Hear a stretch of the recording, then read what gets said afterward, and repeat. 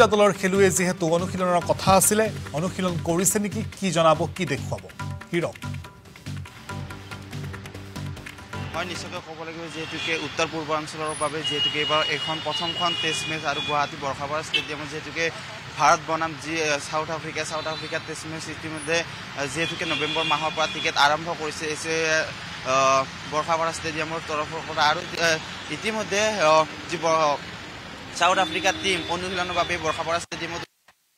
তেখেতসকলে প্ৰথমখন গুৱাহাটী বৰ্ষাপাৰা ষ্টেডিয়াম উত্তৰ পূৰ্বাঞ্চলৰ বাবে এয়া সৌভাগ্যৰ কথা আৰু যেহেতুকে উল্লেখ কৰিব লাগিব ভাৰতৰ টিমত যেহেতুকে অধিনায়ক শুভম গিলৰ যেহেতুকে অকণমান আঘাতপ্ৰাপ্ত হৈ আছে আৰু আঘাতপ্ৰাপ্তৰ বাবে কি আজি শনিবাৰৰ পৰা যেহেতুকে 22 তাৰিখৰ পৰা যেহেতুকে খেলখন আৰম্ভ হ'ব খেলখনৰ আৰম্ভ হোৱাৰ তেখেত যি শুভম গিল অধিনায়কে তেখেতে খেলিব নে নেখেলে সেয়া আজি যেহেতুকে সংবাদ মাধ্যমৰ লগত সম্বোধন কৰিব তেখেতসকলে আজি উল্লেখ কৰিব আৰু যেহেতুকে সাউথ আফ্ৰিকাৰ প্ৰথমখন টেষ্ট মেচত ইণ্ডিয়া যেহেতুকে 93 ৰানত হাৰিছিলে আৰু যে দুটা টিম যেহেতুকে সক্ৰিয় টিম আৰু আজি প্ৰথমবাৰৰ বাবে যি গুৱাহাটী বৰ্ষাপাৰা ষ্টেডিয়ামত সেউজীয়া কাৰ্পেটত যি ৰঙা বলৰ যি যাদু প্ৰদৰ্শন কেনেধৰণে শনিবাৰৰ পৰা যি টেষ্ট মেচ আৰম্ভ হয় সেই টেষ্ট মেচত কি ধৰণে তেখেতক প্ৰদৰ্শন কৰিব বা তেখেতসকলৰ যি যাদু এই যাদু কি ধৰণে দৰ্শকসকলে উপভোগ কৰিব আৰু ইতিমধ্যে অনুৰাগীসকলে আহি ইয়াত তেখেতসকলে যি টিকট ব্যৱস্থা সংগ্ৰহ কৰিছে অনুৰাগীসকল উৎসাহী হৈ আছে আৰু কি ধৰণে এই যি প্ৰথমবাৰৰ বাবে হিৰক টিকটৰ প্ৰসংগ আপুনি উল্লেখ কৰিছে টিকটৰ মূল্য কিমান নিৰ্ধাৰণ কৰা হৈছে বা টিকট কিদৰে দৰ্শকসকলে ক্ৰিকেট অনুৰাগীসকলে কিদৰে আসলে টিকট সংগ্ৰহ কৰিব পাৰিব সেয়া কিবা আপুনি গম পাইছে নেকি যদি গম পাইছে আমাৰ দৰ্শকসকলক সেয়া অৱগত কৰক হিৰক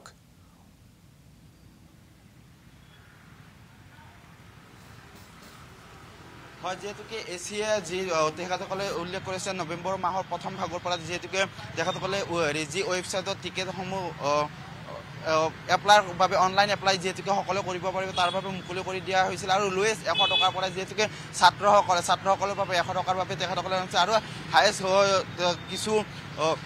তেখেতসকলে VVIP যেহেতুকে টিকেট থাকে তাৰ বাবেও লক্ষ্য ৰাখিছে আৰু লোৱেষ্ট যেহেতুকে আমি উল্লেখ কৰিছোঁ কম মূল্যত যেহেতুকে শিক্ষাৰ্থীসকলে খেল উপভোগ কাৰণে সকলোৱে উৎসাহিত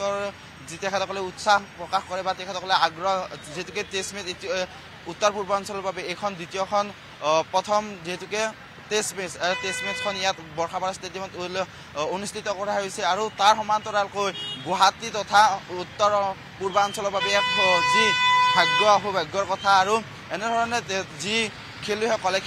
হিৰক আপুনি যদি মোক শুনিছে আজিৰ দিনটো যিহেতু অনুশীলনৰ কথা আছিলে গতিকে তেনেস্থলত এই মুহূৰ্তত দুয়োটা দলৰ খেলুৱৈসকলে অনুশীলন কৰিছে নেকি প্ৰেক্টিচ কৰিছে নেকি যদি কৰিছে কেতিয়াৰ পৰা তেওঁলোকে প্ৰেক্টিচ কৰি আছে আৰু যদি কৰা নাই তেওঁলোকে কেতিয়া প্ৰেক্টিচ কৰাৰ সম্ভাৱনা আছে হিৰক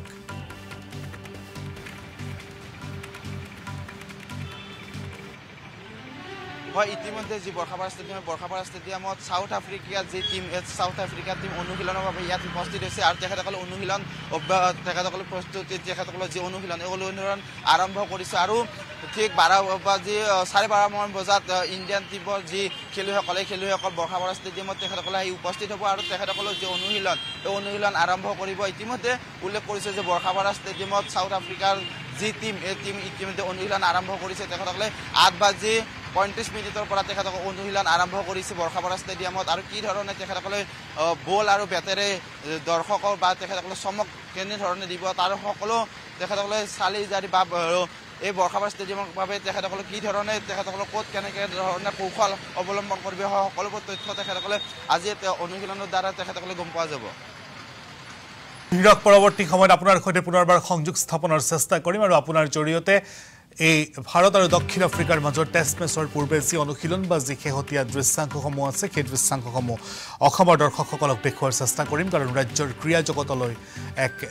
সুখবৰ কাৰণ প্ৰথমবাৰৰ বাবে ICC টেষ্ট মেচ অসমত অনুষ্ঠিত কৰা হৈছে